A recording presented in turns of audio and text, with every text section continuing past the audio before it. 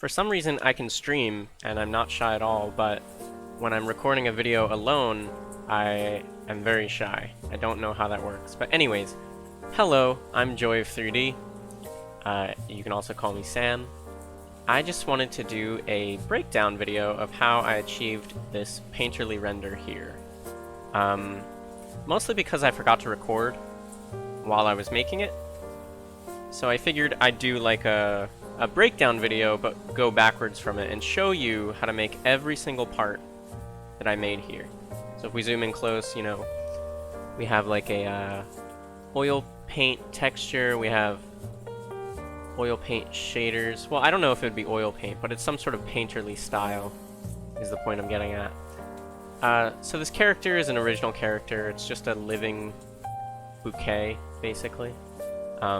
Super long neck, because she's a flower. And she's a bouquet of roses. Her dress is a bouquet of roses, so I was trying to imitate that look, that sort of plasticky, rainbow reflective look that bouquet plastic gets, I suppose. So yeah, I'm gonna show you from, rather than from start to finish, from finish to start, how this model came to be. I have two lights just beaming straight into her eyes to give some reflections on a reflective material. I'm gonna hide them for now, but I just want you to know that that's what those are. Now you can see here that my node setup is just absolutely shredded. I even circled the worst part of it. Now, normally it's really good to organize your nodes, make it clean, but considering that this was just a personal project and that I am scatterbrained and I know where everything I put is, I know what all this is doing pretty much. But if you were working on a team, you would not. This is not okay. I mean, this is not okay. I have two materials here. One is the top here, and one is the bottom of the dress. It's actually, the cutoff is right here at the middle, and you can actually see it because this part of the dress is thinner than right here. But in motion, I mean, when you're this far away, you totally don't notice. The reason I split them up is for a greater sense of control, so that I can control the top differently from the bottom. But we're gonna look right at the bottom here. I'm actually going to go to the normal dress material. I'll get into why there's different ones. So let's talk about this first. This is actually a material I named Designer White. It's a material I used for the Gwen Stacy render, which you may have seen or you can watch on my channel. And that's what's going on for the shoes here. So that is the material at play for these shoes.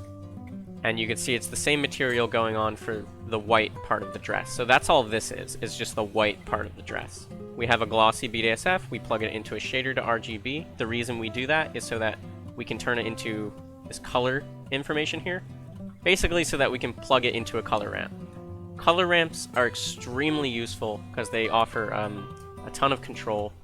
In this case, you could see, this is my entire rainbow right down here. This thin rainbow line is all being controlled right here. And you can see if I move this, the red is actually going to expand greatly. I can, you know, mess with the colors here. So I put it into a hue saturation here, just so I could turn up the value, make it a bit brighter. I am using bloom to get that little bit of glow on the model. And while I'm here, you can see my ambient occlusion settings, I always do 4.44. I think it produces really good results. Anyways, then I add that to a totally different color here. Right, so the reason I'm doing that,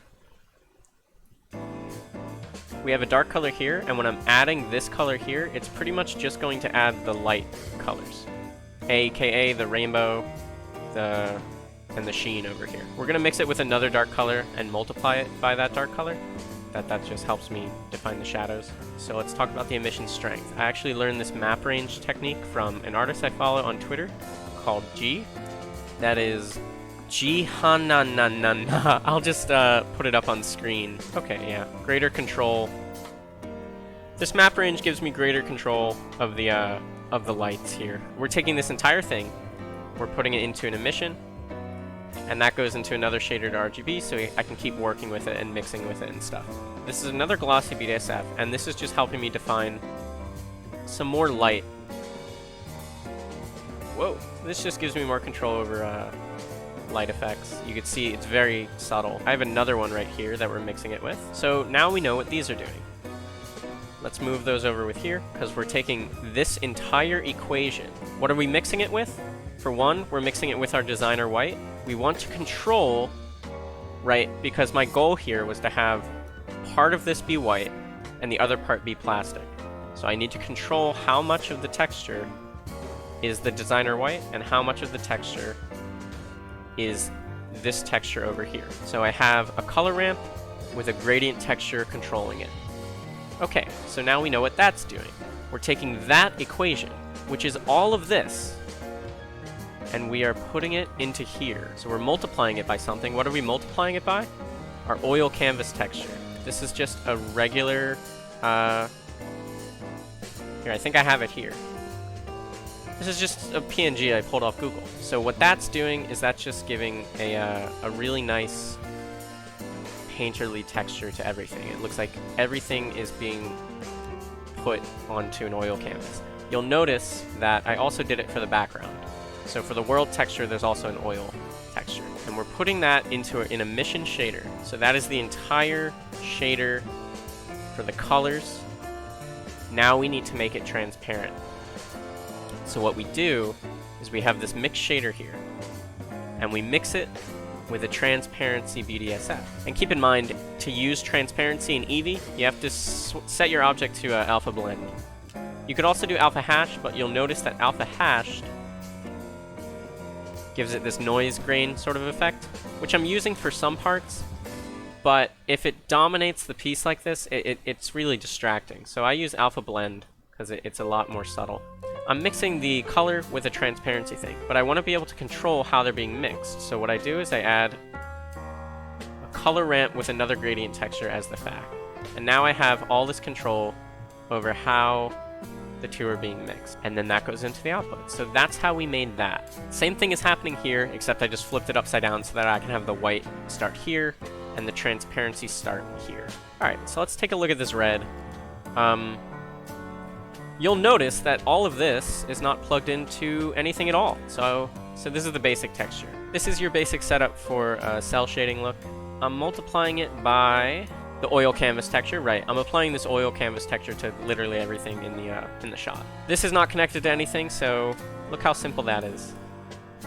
Just a regular cell shading thing. But now, how am I getting this painterly texture with all these brush strokes and nice speckles and overlapping of colors, and like that's all shaders. So how is that possible? Well, it's this little trick I learned by studying an artist called Miklo Benz. I think that's how you say his name.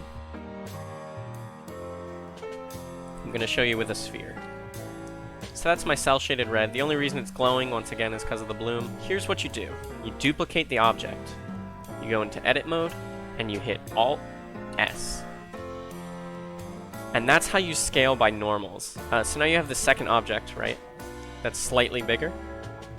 And I have here this painterly texture, and I'm going to go into what that does. It's pretty much the exact same thing as your base texture.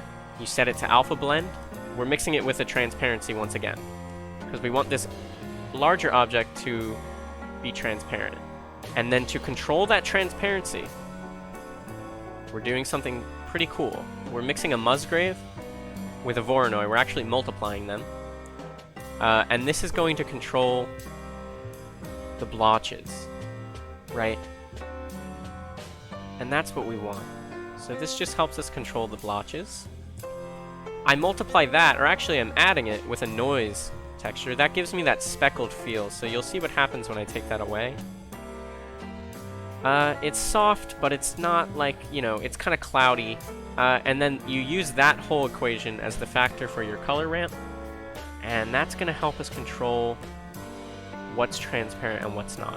But that didn't look anything like this. This looks way more intense. So how is that happening? Well, let's take a look at these roses. So some key differences first.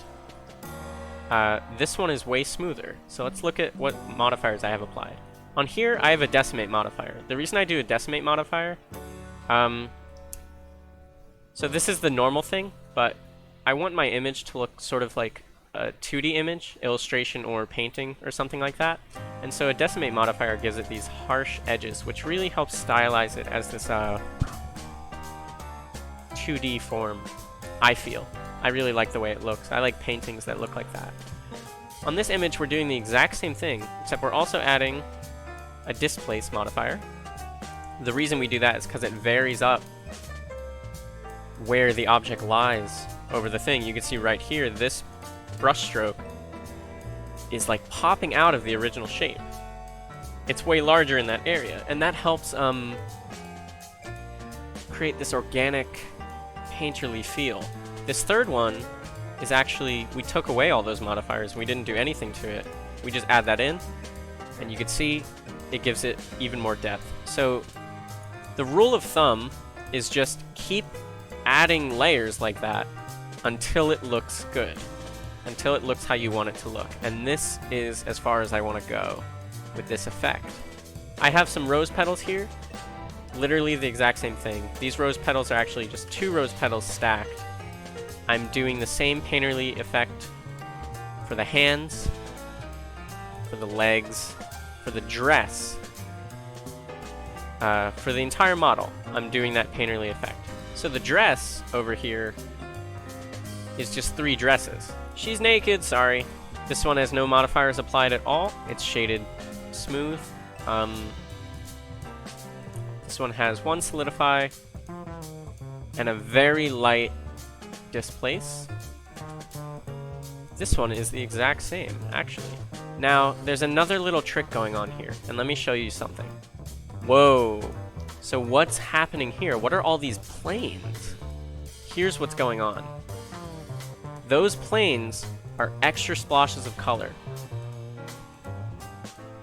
So let's see how I made those.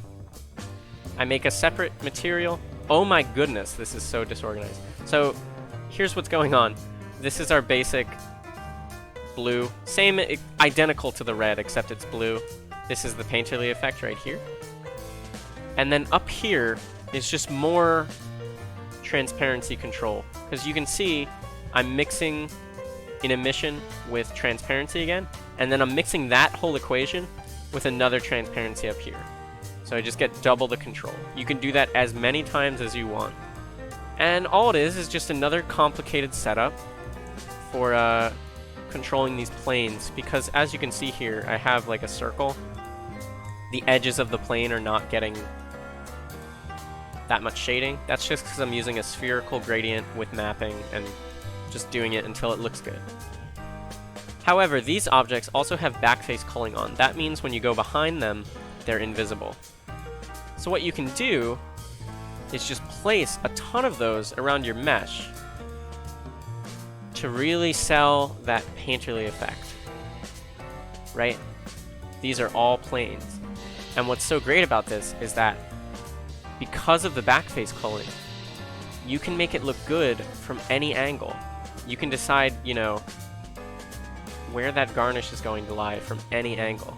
You see I have this little white paint plane coming up, but you couldn't even see it on this side. So it really gives you a lot of control over your composition for a 3D piece. And that's real great. What I want to talk about next is the grease pencil, doing just a little bit of detailing on this model.